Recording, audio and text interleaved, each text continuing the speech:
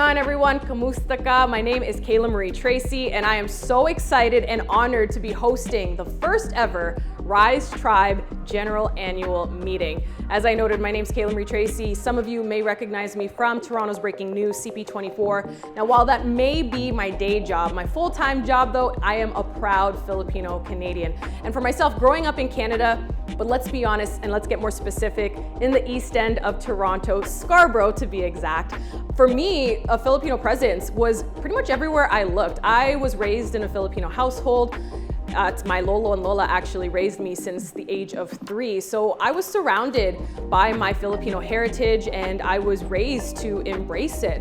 But that's not really the case all across the country of Canada. In fact, representation and seeing Filipinos in different sectors is still something that we're working on to this day. I know for myself, working in the sector that I work in, which is in media, having little girls run up to me, little Filipino girls and lolas and titos and titas, and they say, "We love watching you, and I'm so happy to see you on air." That means a lot to me, and that just goes to show that it's needed and it is necessary, and we need more of it, which is why I'm so glad that I'm able to be hosting today with Rise Tribe, because Rise is doing something so incredible for the city of Toronto and for the province of Ontario, cultivating, and by the way, celebrating 5 years in the making. That is huge.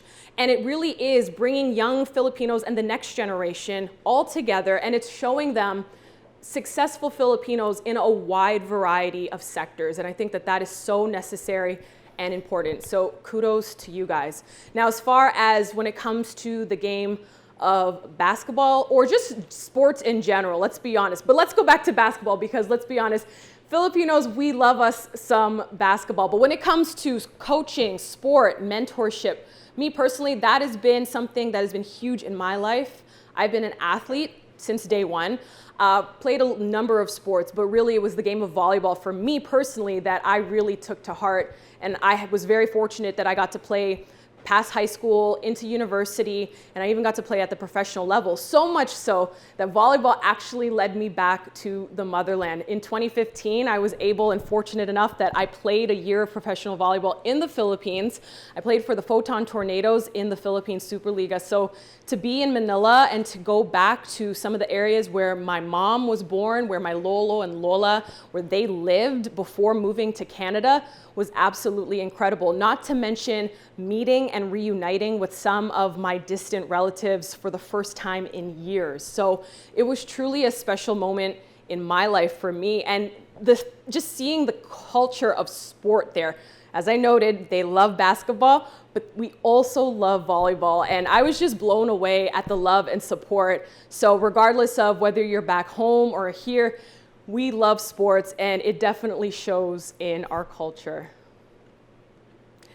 As we all know, it has been a pretty challenging and difficult year for Filipinos, and more specifically, the Asian community, when it comes to some of the things that have been unfolding in the public eye. But not to mention, on top of that, we've been dealing with this pandemic now for well over a year. And so I just want to give a big shout out, especially to frontline healthcare workers and those who have been putting their time, their due diligence, and their sacrificing day in and day out. Thank you to you. And I really am hoping, and it makes me happy to see that we're finally in the process of reopening. So for all of the small business owners in the Filipino community and those impacted by all of the different lockdowns and shutdowns and restrictions, knowing that we are finally sort of starting to see the light at the end of the tunnel, it's definitely a great thing. And hopefully that we'll be reminded that this is a great time to continue to shop local and to support local as well. One of the bright lights for me personally, during this really dark time, has been seeing the rise as well as the success of Rise Tribe. Of course, as I just noted, celebrating 5 years in the game. That's not an easy feat, especially during what we've endured for over the past year and a half. So kudos to Rise for all that you continue to do, not only in our community, but how you're impacting the next generation of Filipino Canadians. And over the past 5 years, I've had a chance to see Rise grow and expand, but it's also thrived. And with that has come more people, more board members, and more people onto this great team. So at this time, I would like to highlight all of the board members. And by the way, for all of you financial gurus out there, this is to put you on notice that right now Rise Tribe is looking to add and grow to their team. Right now they're looking for a financial treasurer. So if you are interested, definitely hit them up. All right, so for the roles that have been voted in on for this next term, I'm going to go ahead and read them off. Co-chairs are Albie Albino as well as Lou Rose Mercader. For programming, we have Mark Valena. For marketing and communications, Jason Tienko. For fundraising, we have Adam Robles. Content and production, Chuck Ortiz. Partnership and impact, Nezi Lakdao. And last but not least, secretary, Claire Rankin. So without further ado, I'll hand things over to Abby and Lou Rose. And go ahead and take it away. Hey guys, thanks so much for joining us today to our first annual general meeting. We're really excited to have you all here with us. My name is Abby. I'm one of the co-founders of Rise Tribe, and also I'm head of development at Mad Rock Entertainment, as well as co-owner of Makeway, which is Canada's first standalone for women by women sneaker store. I've been with Rise since the beginning, and it's just been such an incredible journey, and it's so incredible to see how much we've grown in the past 5 years. And I'm just really excited to see what is next for us. I think in the past 5 years, what I'm most proud of is just how much we've been able to rally together the Filipino-Canadian community. I think everybody, we've been really lucky in that when we host events, one of the things that people always say is, I've always wanted to do this, I've always wanted to be part of a Filipino-Canadian movement. And it's just been so insightful to see how much our community has grown since we've started, and we're going to continue to grow. Thanks, Abby. Hi, everyone. My name is Lou Rose Mercader, and I'm happy to be the co-chair of Rise Tribe this year alongside with Abby.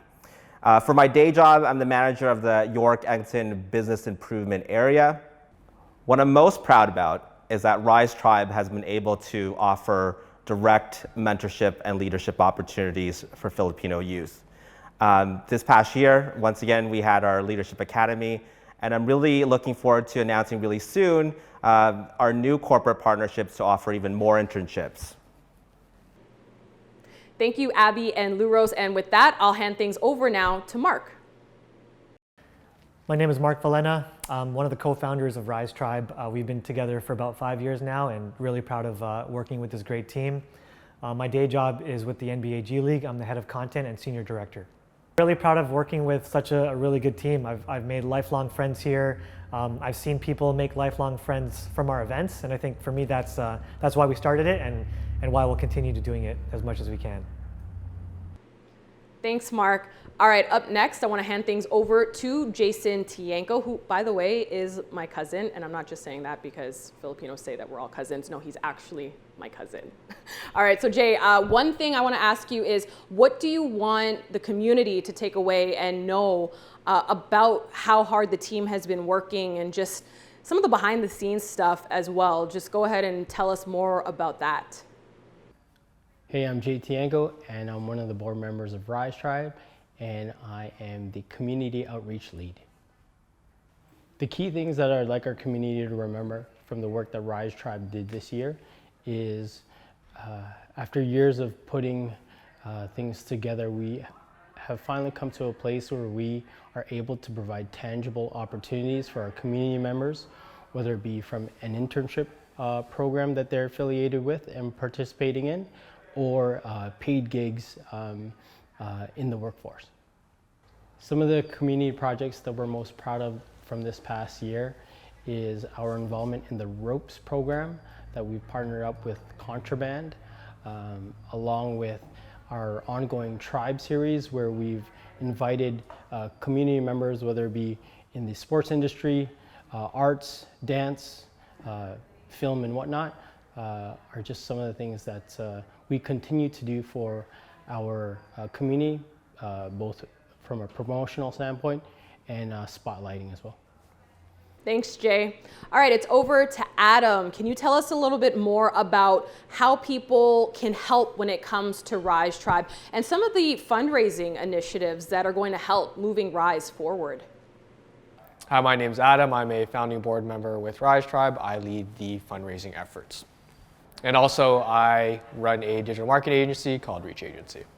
Yeah, so with fundraising, we're going to be launching 2 programs. One of them is around NFTs, where we're going to be highlighting 3 artists, and we're going to be telling a story around the frontline workers, and going to be auctioning that off on OpenSea. Yeah, it's unique and innovative just because there's, from what I see, there's not a lot of nonprofits that are doing this, really stepping into the NFT and crypto space. So I do believe that we're one of the first to introduce this, and I think it's going to be a pretty cool project to be a part of. Another fundraising effort that we're doing, we're going to be launching apparel soon, where you'll be able to purchase Rise Tribe products, shirts, t-shirts, hoodies, with all the proceeds going back to the nonprofit. So along with the 2 initiatives that I mentioned, another way that people can donate to Rise Tribe is through the website. There's a donation tab at the very top right, and you can donate to us there. Nezzy, you were on point for partnerships and impact. Now, the team saw a ton of momentum around partnership this year. What are you guys looking forward to doing next year? Hi, I'm Nezzy, and I'm one of the co-founders of Rise Tribe, and I'm the partnership and community lead. This year, we have been very fortunate to have a lot of community partners such as Starbucks, Contraband, and the Government of Canada to afford us to have a deeper impact in the community, including the Rise Tribe Academy. This year, we are looking forward to build more partnership with different industry and community partners. And we are so excited to partner with Elevate so that we're able to increase the representation of the Filipino community in the tech industry. Essentially, this partnership would allow us to provide tangible training opportunities that would lead to tangible employment for Filipino youths. So we're very excited with that. Thanks, Adam. All right, so it's over to Chuck now, who oversees content and production. And Chuck, you've pretty much been a really great role model when it comes to content and creativity for the Filipino community. So talk to us about your skill set and what you bring to Rise Tribe and how you're trying to connect with fellow Filipino creatives. Hi, my name is Chuck Ortiz. I run a creative studio called Back of House, and we are a hospitality and food focused studio. I also run a restaurant in Toronto called Saints Island Pies, which is a Detroit-style pizza with Filipino-inspired toppings. And I'm currently part of Rise Tribe, and I help with content and production. I've been with these guys probably for 5 years now, and I love the journey we've been on together, and excited to see where we're going to go. A few challenges that I think Filipino Canadians have in the creative space. One, off the top of my head, I think there's so many Filipinos in the creative space. That's one of the things, and whether it's photography or video or graphic design, there's literally hundreds or thousands of really talented people doing the same thing. So I think an opportunity within that is probably how can you differentiate yourself? How can you stand out? A lot of people ask me all the time, like, how did you get to where you are? And I truly just put myself in a unique category, I think, and I just stuck with it. And I really was confident in what I did in my niche, which is obviously food and hospitality. So I think if someone in the creative industry is looking to stand out, you just literally have to be confident with your approach and kind of stand out in your specific sort of way. Thanks, Chuck. All right, so our next question goes to Claire, and as secretary, it is your job to essentially capture the growth of Rise. So can you tell us a little bit more about yourself and the momentum that you are seeing when it comes to Rise Tribe and how it's having a positive impact in our community? My name is Claire Rankin, and I'm really excited to be working with the team as a secretary on the board. I've been with the group for about 5 years since we kicked things off, and really exciting to see where we're going to go and how I can document the team's efforts to get there. So it's been really exciting to see how the team has evolved our programming, our interactions with the community over the past few years, just to see where we started off over a table over adobo, to start talking about where we could go, and just all of the different programming that the team has put together over the past 5 years has been incredible. The impact I'm seeing such a change in the conversations that we're having, even over the past 5 years. as folks have grown up, and just the opportunities to move beyond more traditional careers and all the different things that we can work on together. So through the creative lens, we have so many people on the board with a creative background, with an academic background, and it's just really exciting to see youth grow up in an environment where they can be inspired by people who've paved the path before them. Claire, thank you. And thank you to all of the board members for your insight and really just this conversation. Clearly, we can tell from the passion and the energy that each of you exude that people who are behind Rise Tribe are committed and passionate about seeing this thing grow. And so I'm really excited to see if this is where the first 5 years have taken us, where the next 5 years are going. So kudos to each and every one of you. And a lot of you mentioned community, and I think that is so important because in order to find success, not only as an individual, but as a collective, having that community background and that support is so important. So I think that really, that just goes back to the fact that Rise is necessary to have that, especially for young Filipinos who are still trying to find their way in their respective circles, or perhaps they're still not even sure what their next step is going to be, still having that supportive community to be able to bounce ideas off of and just hear from one another. It's so important. And while Rise Tribe continues to create and uplift community in our city, it also relies on the Champion Council in order to help ensure that it has the right impact and is learning from industry leaders as well as community allies. Now, we have a few of the Rise Tribe board who, while no longer on the board, they still play a key role when it comes to the longevity as well as the impact of the organization as the Champions Council. And our newest members of the council are Rachel Pantaleon, as well as Jack Wayne Valencio. Now, according to the Harvard Business Review, the internship program in 2020 coined the term in response to the global pandemic. It's called V-ships. Now that is internships in addition to externships, fellowships, apprenticeships, returnships, and all of the ships are crucial for preparing an individual for careers, connecting talent with opportunity, and building a sustainable workforce. The Rise Tribe team has worked with the Government of Canada to fund an internship program working directly at Rise Tribe. Now, as part of these V-ships, aka the Rise Academy, Kat Castro worked on content and production earlier this year, and I'd like to give a big shout out to Kat and ask her to share a bit with us on the program and more about what it means. Kat. My name is Kat Castro. I am a Filipino-American-Canadian filmmaker, creative director, and yoga instructor. I am currently the marketing director at Project Home Art. It's a dance organization located in California, but they work worldwide. And I was a part of the first cohort of the Rise Tribe Academy. My role at Rise Tribe was the content producer. Some of my responsibilities pertain to creating content that would resonate with Rise Tribe's audience.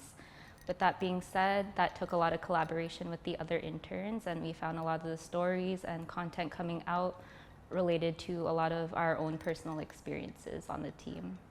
My favorite project on Rise was the Tribe series, Exploring My Roots, and the Tribe community features. It allowed me to provide a platform for individuals of different intersectionalities and allow them to tell their stories and also provide more insight in terms of their own experiences. With that being said, I found that I learned a lot about my own intersectionalities as a cisgendered woman of color and how my own privileges and experiences allow me to live my day-to-day and how I react to the environments around me. I think the Rise Tribe Academy is very important in terms of honing your self-growth. With that being said, it also depends how you take on this internship. It allowed me to explore more within the media and arts realm, especially coming from a kinesiology background and making a whole career switch during the pandemic. It allowed me to explore and realize that there is a career within things that I'm passionate about. It allowed me to hone skills in project management, which I find very helpful in my current position as a marketing director at Project Home. The biggest challenge I faced was learning different communication styles and also just finding creative ways to work online to make others' lives easier as we navigate through these circumstances under limited supervision. The biggest learning that I took away from the Rise Tribe Academy was learning to exercise my own voice and stand my own ground in different environments, whether that be through conversations with friends, interviews, or other workplaces. It really allowed me to reflect on the values that I hold dear to myself, which is community, balance, passion, and empathy, and how that relates to me as a human, artist, and whatever other roles I will hold in the near future. Thanks, Kat. Up next, we have EJ, who was also part of the Rise Academy and served as Impact Officer. EJ, can you please tell us a little bit about yourself and walk us through your experience working with Rise Tribe? Hi, my name is EJ Vidad. I am a recent graduate from Ryerson University. I'm also a service sales consultant at Coney, Canada, and I was an Impact Officer on Rise Tribe. By name, I was the Impact Officer, so I worked on our partnerships portfolio, but I would say that my day-to-day, I wore a lot of many hats. Between marketing, PR, grant writing, event planning, I touched every single portfolio, and it was a good experience to learn. My favorite project was definitely managing the portfolio of accounts that we did have. I had the opportunity to work with a lot of student leaders through our BIPOC community organization groups, and between meeting new people, developing meaningful relationships, and making friends that lasted past the internship, I'm grateful for the opportunity. Well, first of all, it was hard to find a job right after school, so having that bridge between graduating university and getting a full-time employment was a good opportunity to learn my strengths and weaknesses into full-time employment. As well, it was good to be immersed in my culture and meet other like-minded individuals that could teach me about the culture that I'm a part of, and ultimately, I've met a lot of really cool people in the process. The biggest lesson that I've learned is definitely how to respect and shed light on the differences that we have as individuals. Being amongst a diverse team and being amongst really strong leaders, I've learned the best practices of what it takes to be a leader and what it takes to be a follower first. And I appreciate every opportunity that I've gotten. Thanks, Kat. Now, the Rise Academy is a great example of how fundraising as well as tapping into the government funding create a great opportunity for young Filipino Canadians. At this point, I would like to hand the mic back over to Lou Rose, who will walk the team through the financials so that way we can learn a bit more when it comes to funding. Hi everyone, really happy to report on the financial state of Rise Tribe. As you know, it takes real money to run an organizations and all the different programs and events that we put on together. So for the last 2 years, for the year 2020 and 2021, as an organization, we raised an outstanding $50,000 from numerous government and corporate partners. I really wanted to thank, number one, our biggest supporter, the Government of Canada, for funding our Rise Leadership Academy program. We also just struck a new partnership with the Canadian Race Relations Foundation. And we wanted to thank our corporate partners, including Maple Leaf Sport and Entertainment, MLSC, and we're really looking forward to announcing even more partnerships in the coming years. I recently came across this article on Medium, and it talked about how during the midst of this global pandemic and the intensification of social movements, the substantial changes in the way in which we live and where we work, given us multiple confirmations that when we are a collective unit and we are together, we are stronger. Now, also, the global restrictions to social gatherings as well as mobility have challenged the way that we used to be in community and has led us to figure out new ways in order to come together, trying to overcome the restrictions posed by lockdowns as well as social distancing rules. Now, in this time, online communities have taken a whole new meaning, and they've played a crucial role to support people as well as overcoming isolation, mental distress, and technical challenges caused by this pandemic. Rise Tribe has partnered with a number of organizations across Canada to help build these networks, create safe spaces for conversations, as well as define new opportunities to learn from each other. So with that, I'd like to bring in Abby, and can you go ahead and introduce our guests from Starbucks and Contraband and tell us about how the team has partnered together in order to grow? Abby. As I said before, we're really excited to have partnered with so many incredible organizations in the past few years. Today we have Joanna from Starbucks, as well as Tom and Chris from Contraband. Hi, my name is Joanna Manabat. I'm the co-chair of the Starbucks Canadian Pan-Asian Partner Network. I actually heard about Rise because I actually went out to dinner with a friend who I used to work with, and I was sharing a little bit about the network that we were actually launching here in Canada. And she had told me about a person that she had worked with who was leading a community organization with Filipinos. And she's like, follow her right now on Instagram so you can learn a little bit about Rise Tribe and the organization. She's like, I think you can work with her and do some really great things. So when I researched a little bit more and followed on Instagram about what Rise Tribe is doing, I thought it was really neat. From a Filipino Canadian myself, seeing how they were helping to mentor youth, in particular, to go into different avenues and career paths that Filipinos don't normally do. And I knew that from a Starbucks perspective, we were all about mentorship and helping the youth. And I thought, wow, this would be a great opportunity to link up with them and see if we can do some really great things together. Well, so far we've had Rise Tribe come and participate in our series called The Courageous Conversations, and it was all about education awareness in and around the model minority myth. And for me, the impact that I'm seeing is the awareness and education that it's created and some conversations within our Pan-Asian network across Canada, allies and partners across the board. Hey, what's up? I'm the general manager of Contraband. My name's Tom. My name is Christopher. I'm the Chief Operating Officer of Contraband in Yorkville. Contraband is a streetwear and a luxury fashion house hub. We also do a lot of multi-brands. We kind of showcase different artists, different collaborations. And alongside limited edition drops, we just try to cater to everybody. I first heard about Rise about 3 or 4 years ago through a family friend that I grew up with back in Mississauga. His name is Lou Rose.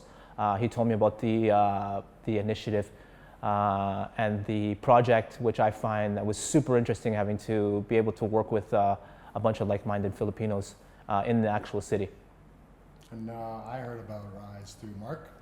He told me something about a mentorship program, just kind of throwing it in the air a couple years ago. And hasn't really hit me till now. Well, me and Chris come from a background with no mentors.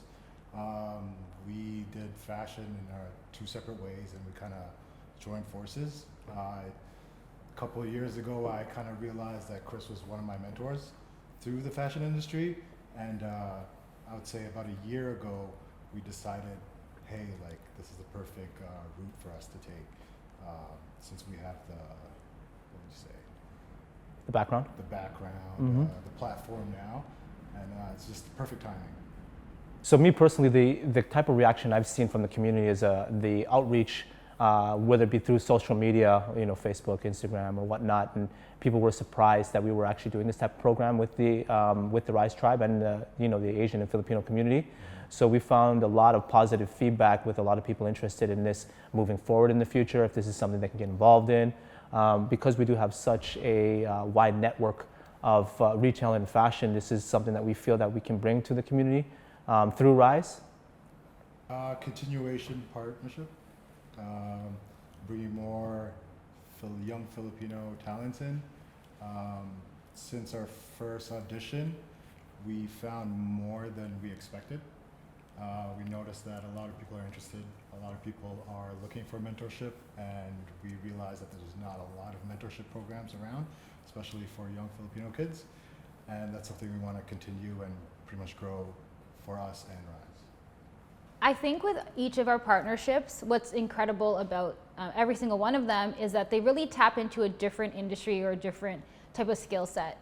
So with Contraband, we really geared towards the fashion forward or individuals who are kind of looking to do or to pursue careers within fashion with MLSE. We really tapped into that basketball loving community or sports loving community that we know and love. And with Starbucks, it was more from an overall conversational and really talking about some of those nuances of working in an organization as a Filipino Canadian. Yeah, it's nice to not have to spend our own money. I think for a long time we've been very scrappy in how we move and in our events. But to see organizations like MLSE and Starbucks and Contraband put their dollars towards us and to say that we believe in you and actually put their money where their mouth is so amazing. And I think that it really shows in the programming that we have going forward. Thank you, everyone. And thank you for attending the first ever Rise Tribe annual general meeting. I have had a blast. It's been my honor to play host. I hope to see you back next year. And with that, I want to leave it with the board members before we go to tell them from their own mouths why they are so excited for the next 12 months. Guys, take it away. Personally, I'm really looking forward to more partnerships. I think in the last few years, we've been very fortunate to have partnered with some incredible community groups as well as organizations, but I'm more excited just to continue growing these partnerships because I think that the more we can partner with these massive organizations, the more opportunities we can have for our Filipino Canadian youth. I'm looking forward to rising higher together as a community. As you know, this past year we launched the first Rise Leadership Academy, and I'm so excited that the Government of Canada has funded the program once again for 2021, and so we're looking to recruit for those positions real soon. I think we've really laid out a really good foundation over the past 5 years, and I think now the fruits of our labors really started to come to fruition. You know, we're bringing interns on, we have academy members, we have new partners that are coming on board, and we just have a really good connection of Filipinos, and we're also helping a lot of Filipinos with their own networks. You know, through Rise Tribe, there's been a lot of people that have come through, whether it's through freelance work, we've got some full-time hires, we've put people in different networks, and I think it's just really exciting to see that happen, and I think sky's the limit. We're entering the NFT space, which is really exciting, and we're really getting into more grants and events moving forward. When normalcy returns and we're able to come together, some of the things that our board is looking forward to is, from a community development standpoint, is doing on-site activations where we're able to bring the community together, continue to promote local businesses in our area, and not necessarily do it from afar, but on site, and really get our hands dirty, so to speak, when working on community development programs. I think the exciting thing is there's so many young people coming up right now doing some really cool things in different sort of avenues, whether it's design or apparel even. I think there's some really young names that I think are making waves like globally, and it's exciting because when I was coming up, there wasn't a ton of people around my age group making those same waves. So I think seeing the young people really doing stuff globally, making a name for themselves, and actually being successful and living off of their craft, I think that's really exciting.